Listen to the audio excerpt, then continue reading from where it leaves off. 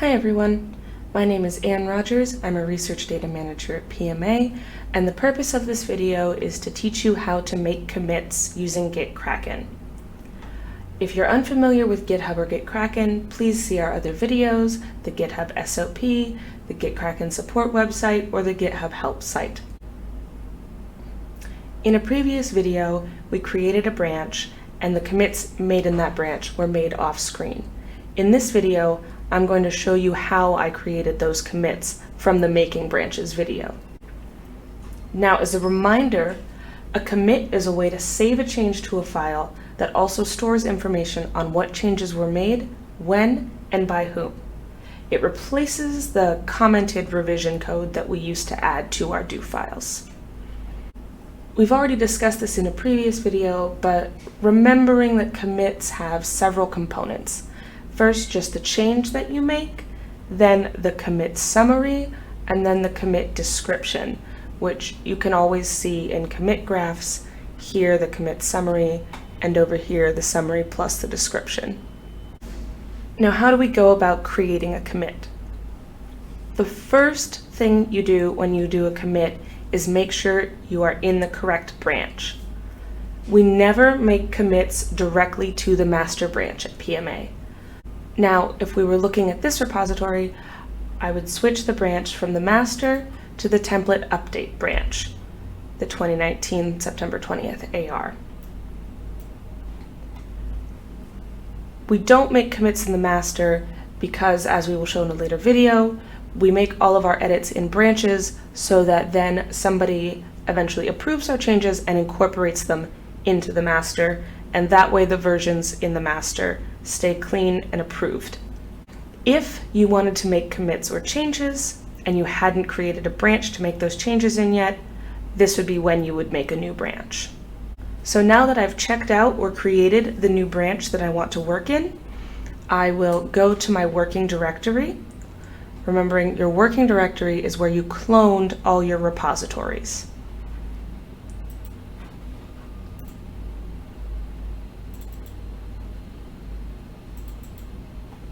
And then, now that I'm in my working directory, because I checked out the branch that I want to work in, all of these do files contain the content that's in that branch.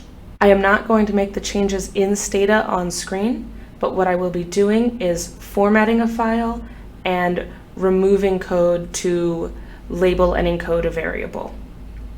Now that I've made and saved my changes to the do files, I can go back to GitKraken and start making commits. So you'll see now in GitKraken, we've added this line at the top. This is called your work in progress node. If you're reading any documentation, that's what it's called. That's what the WIP stands for. This is where changes that you've made and saved into your files are stored, but you haven't committed them yet, and you haven't told GitKraken or GitHub exactly what the changes are with a commit summary or commit description. To begin making the commit, you go click on this work in progress node line, or you can click here on top of the commit panel where it says view changes. And it tells me I have 2 file changes living in this branch. And you see here in the commit panel, it now looks different. We have these panes that say unstaged files, staged files, and commit message. So what we are going to do is we are going to stage the changes we want in a single commit from the unstaged files into the staged files. In a later video, we're going to go into why certain things should be staged together, but for now, I'm going to go into how to stage changes and how to write commit summaries and descriptions for PMA. So, staging is telling GitKraken that this is a file or a change that I want to be included in this commit that I am making. Basically just saying, I'm ready to put this change into the system. There are 4 ways of staging changes in GitKraken. You can see the first one right here, stage all changes. What that will do is take every change you've made and saved to your do files and stage them. And then all you would have to do to create the commit would be to write the summary and the description, and then you could click this green button.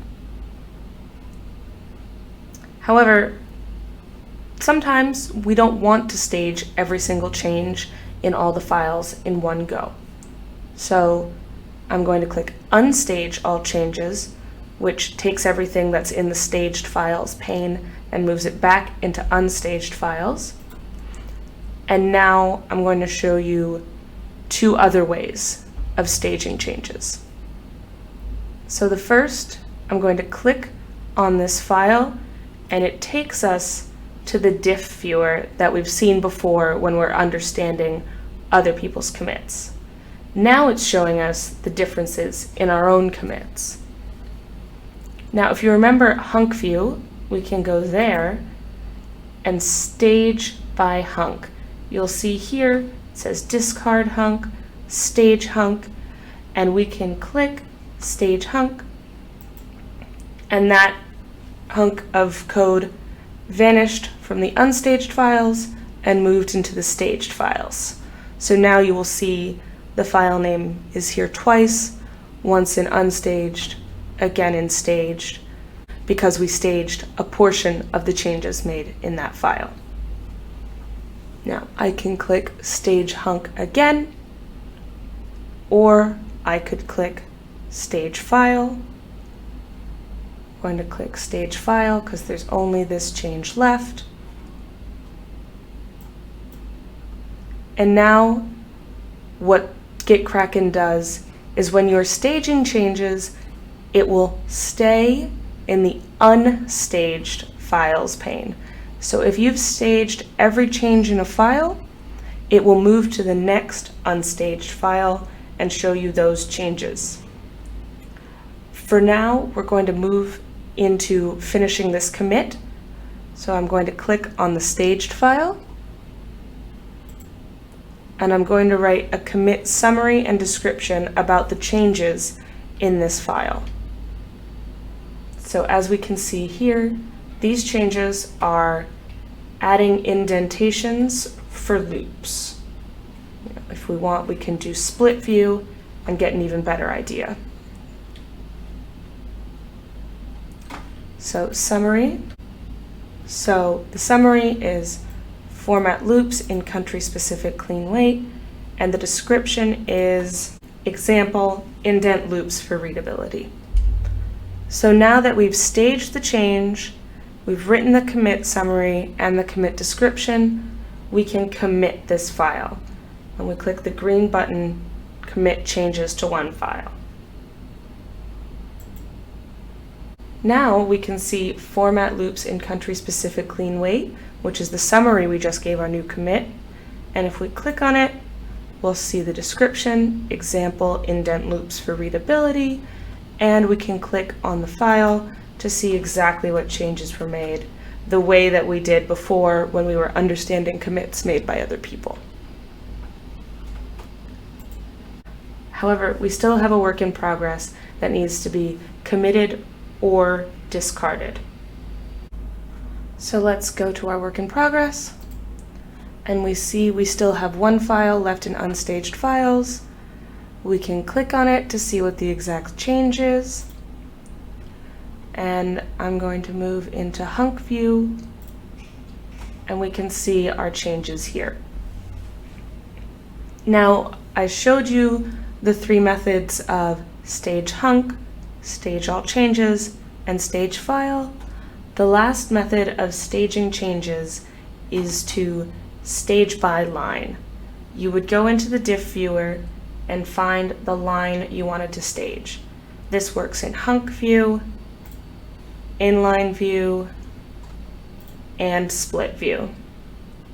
So let's click stage this line. We can commit the file this way where it is both in unstaged and staged at the same time. It is no different from before when we staged the whole file at once. So let's click staged files and write a summary and description of this change. Our summary is remove FP add radio label from FRQ data checking, and the description is example, question was dropped from the questionnaire. And we can commit that change, and we still have our final change in the unstaged files. So let's click on that. Now, if we didn't want to keep this change, we could click the discard button up here, and it would discard everything in the unstaged files. So be careful of that button, because it will discard everything in unstaged files when you click it. Again, we will use the stage by line method. I'm going to do stage this line. We'll move it into staged files, and we'll write our commit summary and description. Our summary is removed FP add radio encoding from FRQ data checking, and the description is example, question was dropped from the questionnaire. Let's commit this change, and now all of our changes have been committed. The work in progress node no longer appears, and we're good to go. Except for the last step you should always make sure to do. Push. Pushed successfully. You always need to push your commits to GitHub so that all of your colleagues can see the work you are doing and collaborate with you on it. And that's that for making commits. Please watch our other videos, and thank you for watching this one.